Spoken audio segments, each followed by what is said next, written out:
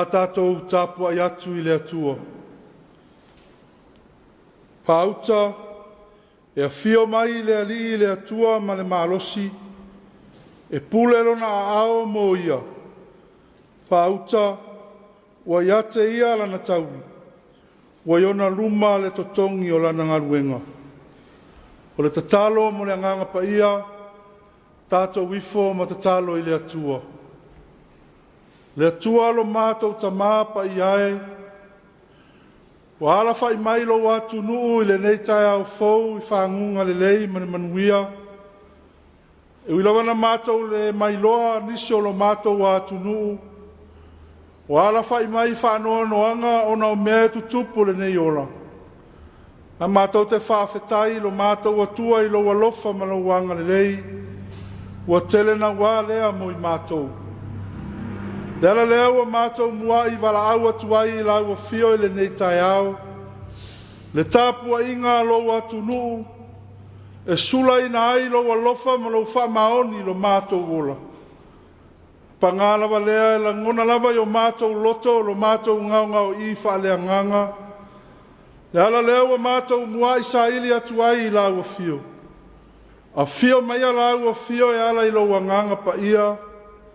E tauto alua ina la mātou Tapua'iga a whaia nei le anganga ma le whamaoni. Ma ia I watu mea uma I le whaasirisiri ina o lo lava vi inga. Wa mātou tatalo e ala atu ia Yesu ke riso lo mātou walii ma lo mātou whaola. Amen. O le whaita wina o le tusi pa ia, tusi filifilia mo le nei Taeao wa maua mai le whenga inga tuai, tusi le profeta o Isaia I lona mata upu e wha se fulu. Ao lona foi upu e se fulu. Whawhonga maia o nisi nei o awhionga pa ia lo tātou atua. Whauta e a whio mai le alii le atua ma le malosi e pule lona a ao mo ia. Whauta wa iate ia lana taui. Ua iona luma le totongi o lana ngaruenga. Whamanuia tere mai le atua I lo tātou whaitau ma whaalongolongo ia na whionga pa ia. Mai atu mau na whiolo na lava vi inga nei se iao le whawavau lava. Amen. Le launga I le suafa ma malu o le atua le tamā, le alo ma le anganga pa ia. Amen. Ua maua le matua o le launga mai le tusi sa whaitawina I le nei Taeao. Tusi le profeta o Isaia I lona mata upo e wha se fulu. O lona whai upo e se fulu. O te toi whaitawina. Whauta e a whio mai le ali le atua ma le malos. E pule lona a ao mo ia. Whauta wa iate ia lana taui. Wa iona luma le totongi o lana ngaruenga. Manatu au tu o le launga mo le nei Taeao. Wa ufanga ina ai le manatu au tu o le au leo le nei vai aso e whapea. O tātou o mori mau, ma au au na filifilia le atua. O tātou o mori mau, ma au au na filifilia le atua. We are the chosen witnesses and servants of the Lord. O tangata mori mau le atua, o tangata sa ai sa whaalongo, mai loa mea sa tutupu. E mai se lava I ngaluenga ma mana le atua siri ese. Ma ngaluenga fo I sa fita I tunga ai lo tātou ali o Yesu I le lalolangi. O tangata mori mau fo I o tangata e talitonu ma whaatu o tua. Ma whai o na whaapea o ni tangata e whaitatala I mea le lei. Au na filifilia o tangata wa tō fia whaapitoa mo se ngaluenga wa valawina ai. E whaonga ina ai le soifua ma le ola. O au na ua mafua o na filifilia o na o le tomai ma le angawaa. Po tangata foi ua tapena ina e le atua mo so se wha moe wa ia fina ngalo iai. Ai tasi lava la ngaluenga e tutusa ai tangata moli mau au na filifilia le atua. Le fola ina o le upu Ma le tala i atu o le finangalo o le atua. Wa lātou whaiva alo filima ia o le moli mau i le upu a le atua, ma au auna ma le whaamaoni a fionga a le atua. O le whaanaunau ta inga fo i lea o le profeta o Isaia, e peona i aile tala sa whaita wina i le nei Taeao. I lana fe au whaama whana whana, ma ana upu whaama lo si au i a Yuta ma Yerusalema. Le malo i saute o Israelu, ina ua toe ae le tawhianga. Wa veo se whaatupu ma losi i loto ma nganga o tangata. Fitu se fulu tau sanga o whea ngai mati ngā, o whea ngai ma mawhatianga. I le ma losi o sauanga le malo te leo papernia. Le ala leo le wha ma whana atu o le profeta i lona nu. O le wha moe ola mo tangata o le atua, ina ia tupu pea le wha atua tua. Ua iu o na pōlo lātou ti ngā, ua tau le tā. Ua tau wia lo lātou a mio le tonu maanga sala sa lātou whaia. Ai sanga i ane ai o le tai. Fofola le whala o le isi la sanga fau o le ola mo li mau, ma le ola au auna i le atua. Ta pena ina ai, ma toe whaalau le leia ai o lātou loto mo le afio mai o le au auna puapua ngātia o Yesu Keriso. O ia lava le Mesia na walo ia o le whaola mo tangata uma. Wao ia na te au mai o le whaola tanga mo le lalolangi puapua ngātia. E taua lunga ai le mori mau ma le au nanga le tangata whaatua tua. Se ala ne mea tau te popole ai, ma sanga atu vale ai pea o tau loto. Whai mai upo le profeta wa whai matato matua. Whauta e a whio mai le ati le atua ma le malosi. E pule lona a ao mo ia. Whauta wa iate ia lana tau. Wa iona luma le totongi o lana ngaluenga. Le tau i le ngā tangata e moli mau ma le wha maoni. Ma le au auna e ngalue ma le whaalongolongo ti ngā. A wao le tangata e peo le mutia ia o lātou le lei umafoi. E tusa lea mafunga o le vau, o mea e mawae pe aangi le matangi. E mangu le mutia, e to ulu fai le funga. A o le afionga le atua, e tu mau lea e whaavavau. A o tangata ua moli mau le tala le lei, mau auna ua filifilia, e moli le tala le lei a siona ma Israel. Ia lātou o a e ia i lunga o maunga, au ale fefe. Ma lātou whaapeana. O loo soifua pea le atua. O le afio mai le atua, o ia le leo maa moe sili. E nā te leo ina le lafu maa moe.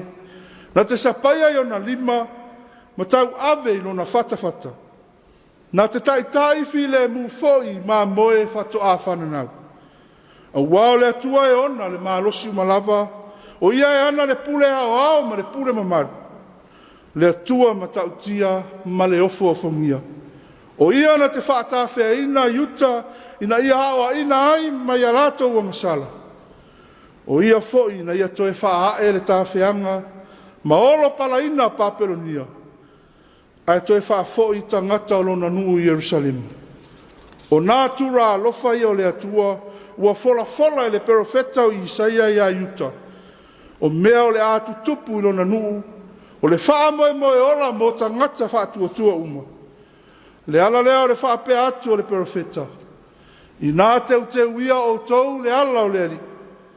I o tau wha alau le leia, le ala tele i le vao lafu a molo tātou atua. Samoa e, ma lau wha fofonga i le nei Taeao. O lea fo i se wha manatu tā ua o le tala le lei mo i tātou uma. O tātou o moli mau, ma au na filifilia le atua. O la tātou tautua ma le au nanga le ati na ina o a inga, tau mawhainga o nuu mai tū mālo, ati na ina o le atu nuu, ma soa se ngaluenga o tātou ngalulue ai. Ai mai se lava le tautua ina o le whe au ma le ngaluenga le atua. O i o lo atangi ai, o i tātou lava o moli mau, ma au na filifilia le atua. O a tātou ngaluenga ma mea tātou te whaia, o la tātou moli mau lea mo le atua malona finangalo. O anga luenga wa tofia ma vala wina ai tātou, e whao ngā iai lo tātou soifua ma le ola. O tātou lava au nā whiriwhiria le atua. Ia tātou moli mau ma le whamaoni, moli mau i le mea moni, mole mau mo le manuia o tangata uma. Ai aua e te moli mau mo le lelei o oe lava ia ma lou ainga. O au nā whiriwhiria e le solo muli ngō fie. E le whaavai ngō fie. E le fefe ma popole. Pe a whetai iai ma pua ngā ma whaingatā o le ola ni. A o anga atu i whe au ma ngaruenga o le nei aso. Ia tautua nā lau moli mau. Ia manatua o oe o le au nā whiriwhiria le atua. O au ngaruenga, o laua mio o mea e te whaia. Ua lava ale nā e whaima moli mau. O oe o le au nā whiriwhiria le atua. Le ngaruenga whita lea sa whaia Jesu ke riso. Sa avea ma moli mau ola mo lona tamā.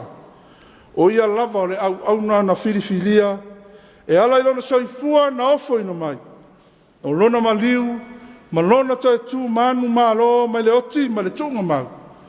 Ua whaola i nai le lalolangi anga sala, e au fiai mai tātou. Ina wa tātou talia ina lea whaola tanga. I o tātou loto wa sala mō ma le whamaun. I tū mau le atua le vi inga, le whamanu ma le whane tanga. Nei se ia o le whavavau lava. Amen. Rā tātou pe pese i le atua, i lona vi inga e fitu se furu ma le tas.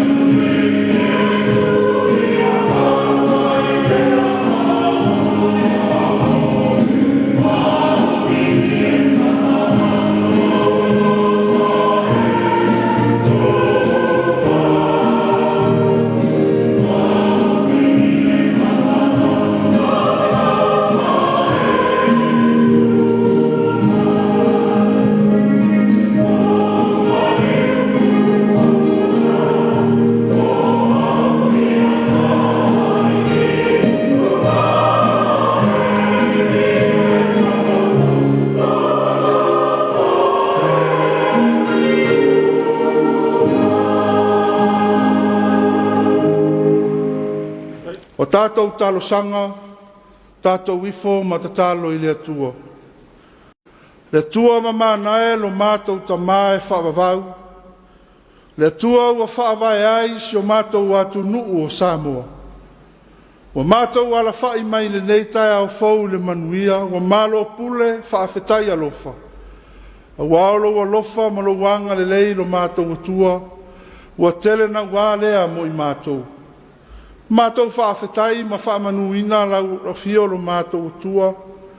Na wa mātou o mai le whai unga o le nei vai aso i whi au ma ngā ruenga atunu. Mātou whaafetai lo alofa. A wasa mātou iai whi au ma ngā ruenga o lava singa uma. O whewa inga lo atunu i lunga o au ala te tele. E maise o nei a mātou whanau le whenga iai mā o aunga. Lo mātou o tuana le se anoa lau puipuinga ma lau leo leonga, e le mawhai o na mātou ala whai mai le nei Taeao. Mātou whaafetai lo mātou o tua, tele ma le anoa noa i o whaamanuianga i sio mātou o atunuu. Ai maise o lau mea alofa o le ola te whaafauina lo mātou malos. Whaatino ina ai a mātou whi au ma ngā ruenga, o e vala wina iai i mātou. Whaafetai lo mātou o tua i tā leni mā ngā waa, o e to tofi ma whao ngā ina iai le soifua ma le ola o lau whanau. O e whanga ina i mātou o moli mau ma au na whiriwhiria, ma wāla ua fio ma lau whina ngālu. Mātou whaafetai lo mātou o tua, a wāpea mātou te tepai la mātou savalinga i le nei tausanga. Tele lava fita, mawhainga tā, sa whita iai mai mātou le ala. E ana le se anoa lava lo alofa muti vale, e le mawhai o na mātou tū vai mai le māsina whai o le nei tausanga. Mātou whaafetai lo mātou o tua, a waiwi lava na mātou whaalongo ina le vevesi, o taua mawhe vai a inga i atunu te tele o le lalolanga. Ai whaafetai o loo to ofi le mupea si o mātou atunu o Samoa, i o a awanga le nei mo a awalofa. Mātou whaafetai lo mātou o tua, pe a mātou tō mānatu lo alofa tū noa o tele na wā mo i mātou. Mai lava ia mātou ngā ruenga, sa whenga iai mai lea matanga o le tausanga. Lea ua toi o seanga o na whatau nuu lea mani manuia, a mātou fuafuanga ma mātou lava singa uma o le nei tausanga. Lea mātou te fōi atu aile vi inga i lau a fio, le whamanu ma le whanetanga, a wāolo wa lofa wa tele na wālea mo i mātou. Whaafetai lau tusipa ia lo mātou o tua, mātou whaitau ma whaalongolongo i lo wāwa o mai. Whaatupu i nai pēa lo mātou whaatua tua e ngāru lue, ma au na ma moli mau mo lau fio ma lo fina ngaro. Whaafetai lo wanganga pa ia o lo mātou whesoa soa ni sili, e tō mo musu pēa ia i mātou i le tele o taimi. Ina ia tonu ma sao ala e ao na mātou ola ma sava wali ai. O whaasiri sili lava na mātou whaafetai le nei Taeao, le whaolatanga na saunia i Jesu ke riso, e ala ilo na maniu, manona toi tū manu malo, ma le oti, ma le tūnga mau.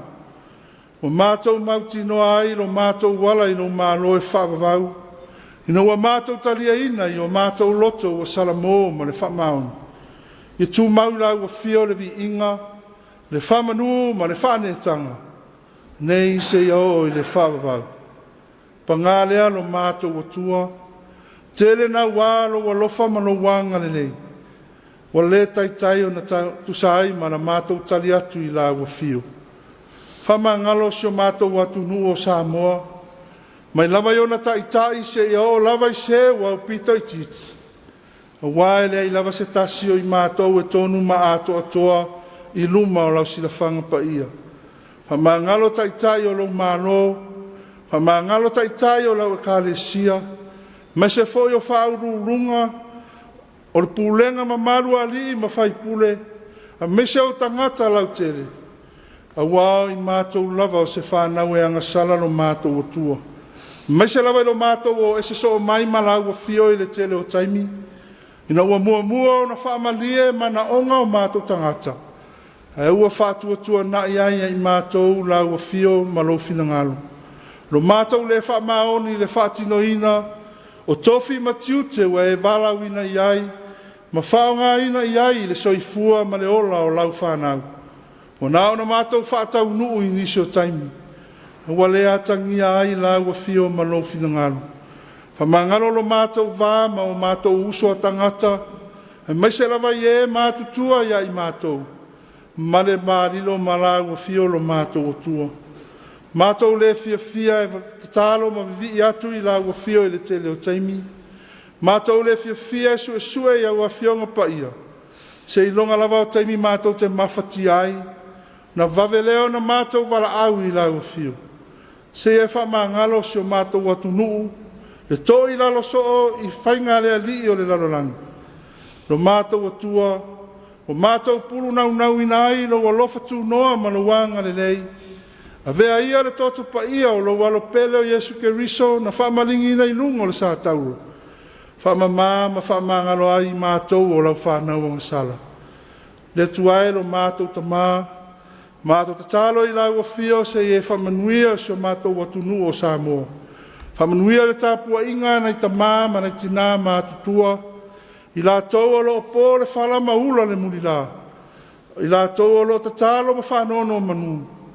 A o whea ngai ai lo watunu i whea au mga ruenga. Tatalo i e whamanuia ia i la tau. Ma whafua loa lo la tau soifua ma le ola. Ia anga le lei lo mātou atua ma i e whamanuia. I taitai o lo watunu i taitai whale malo. Ma taitai whale kale sia. I la tau o lo taitai ina lo watunu. A wā se manuia o lau te leo tangata. Mātou te talo i le nei Taeao se e whamanuia ia i lātou uma. Te talo no mātou atua, whamanuia ia Samoa, o loo ia tunu e mamau, tama whanau o loo atunu, o loo whea ngai ma so se vala wina ia tunu e mamau. Mātou te talo i le nei Taeao se e whamanuia ia i lātou uma. Anga le lei la ua fio ma marutia pea si o mātou watu nuu. Mai whalawe lawe whaare nātura. Ai mai seo wha mai pe pesi e peo na lofia ai le lalolangi atoa. Mātou tatalo lo mātou atua ia iai lo wanga le lei a Samoa. Ma ona fuafuanga le nei aso. Ai mai seo le tapena ino i mātou whaale anganga. Mo le sauni atu ai le aso sa a Taeao. Mātou te talo i la ua fio, se i momoli atu iai le soifua ma le ola o lo watunu. Wha mawhana ina nisi o whanua noa, ona o lau wala au pa ia e ala i le malanga le maliu ma le oti. I la tau foi o lo fia maua lau fesoa soani le nei tūla.